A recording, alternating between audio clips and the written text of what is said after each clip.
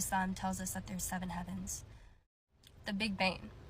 In Christianity, especially in private school, you're taught, the Big Bang didn't happen. It isn't taught in Christianity. You're taught that God is above science, God is above logic, God is above all the things that the Quran talks about and says these are actual evidences that God exists. Jesus prayed with his head bowed down on the ground, and that's how Muslims pray. The Bible mainly speaks to men, whereas the Quran speaks to the Prophet and tells him, tell this to mankind. The Bible is misogynistic compared to the Quran. The Quran is not misogynistic. Bible verses on a daily basis on my Instagram and doing Instagram lives, reading the Bible. I was like, I am gonna convert this person. I found a really good Quran, which is also very rare. Learning prayers I use YouTube for.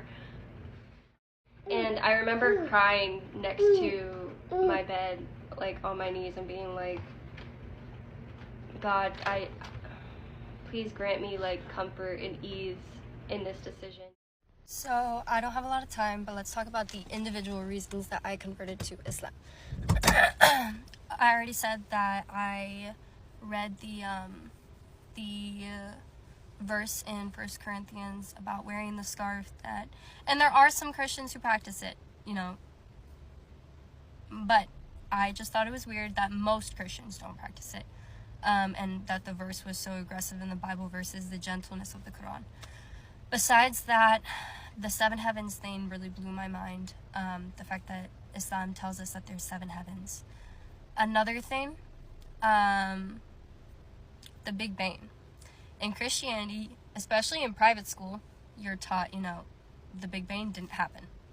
Islam, it says that the Big Bang happened. It says in the Quran the Big Bang happened, that God created the Big Bang, and that's how the universe was made. And so it was mind-blowing to see science and Islam align, which is not, again, isn't taught in Christianity. You're taught that God is above science, God is above logic, God is above all the things that the Quran talks about and says these are actual evidences that God exists. Another thing, the fact that Jesus prayed with his head bowed down on the ground, and that's how Muslims pray. That was, again, very mind-blowing for me. Another reason would be that the prophets in the Bible are the same prophets as the Quran. There's a couple in the Bible that are not in the Quran, and I think that there's one in the Quran that's not in the Bible. But I had no clue that, these are the same people that Islam talks about. Abraham and Joseph and Mary and who else? Lot. And some of these stories are different, right? Some of these stories are actually, these people are villainized in the Bible, and they are not villains in the Quran, which is interesting. And again, Quran says that this is the seal of the religions, that this is the truth, and that the Bible has been corrupted by man, that it had been revealed with the truth, but it got corrupted by man. Another reason, the Bible mainly speaks to men, whereas the Quran speaks to the Prophet and tells him, tell this to mankind. That was very different for me.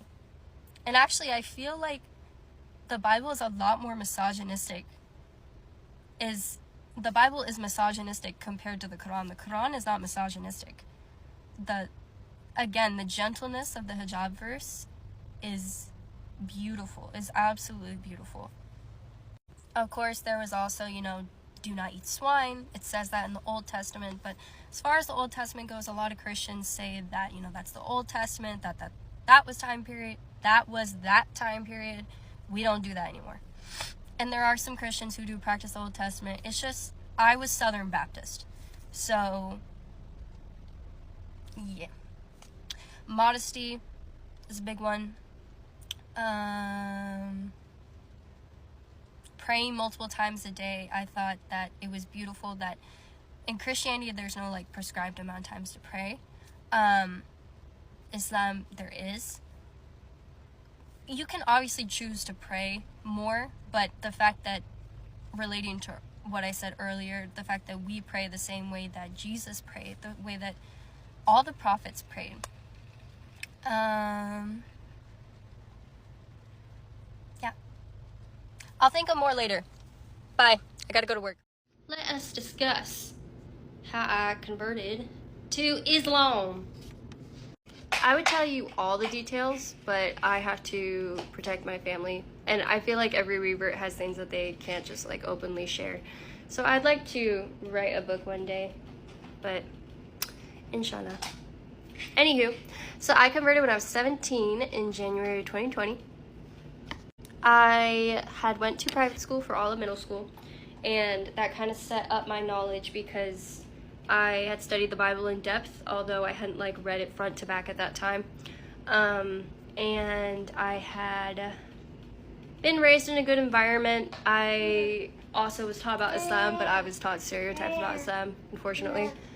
So for high school, I can't really go into why, but I had to do homeschool.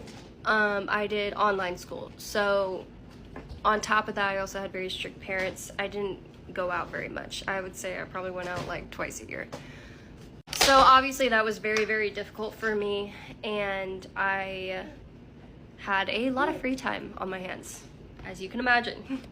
So I dove into the Bible. I read it front to back, and then I was at a school event and I saw a Muslim for the first time. Coming from the South, I didn't even know that there were different like ethnicities besides like 3 different ones, okay? So it was like finding a rare exotic bird. And obviously, being the devout Christian I was, and like having been posting like Bible verses on a daily basis on my Instagram and doing Instagram lives, reading the Bible, I was like, I am gonna convert this person. I didn't do a very good job, as you can tell. So basically, I went to the library with my grandma because that was like one of the few times I got to go out. Oop, be careful. And at the library, surprisingly, I found really good resources to study Islam. So I found a book that addressed stereotypes directly, which was kind of wild. It was literally like page 1, jihad does not mean offing yourself for the sake of heaven, basically. I found a really good Quran, which is also very rare. And I picked up some other books too, but those 2 were probably the most impactful. Everything else that I found out about Islam, I found out through studying online. So like YouTube was a main thing. Learning prayers, I used YouTube for.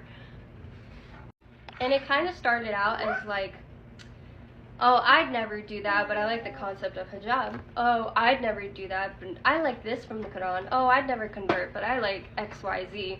Until gradually I was like, okay, so everything in here makes sense, and I don't really know why I'm not Muslim at this point. And I remember crying next to my bed, like on my knees, and being like, God, please grant me like comfort and ease in this decision, because it is very difficult for me, and everyone's telling me that I'm gonna go to hell if I do this, but I don't understand why I would go to hell for praying 5 times a day and dressing modestly and worshiping one God. Like, it just doesn't make sense to me. And at that moment, I felt complete ease just wash over my body in an instant. And I felt so much confidence about the decision I needed to make. And I said my shahada in my living room. And I actually, before I converted, I had studied the prayers online, so I had written down the Arabic on flashcards, and I knew how to pray. I was using YouTube tutorials for every single prayer, so I would type in the search Fajr prayer tutorial, Zuhur prayer, and just follow along the guy doing it on the screen.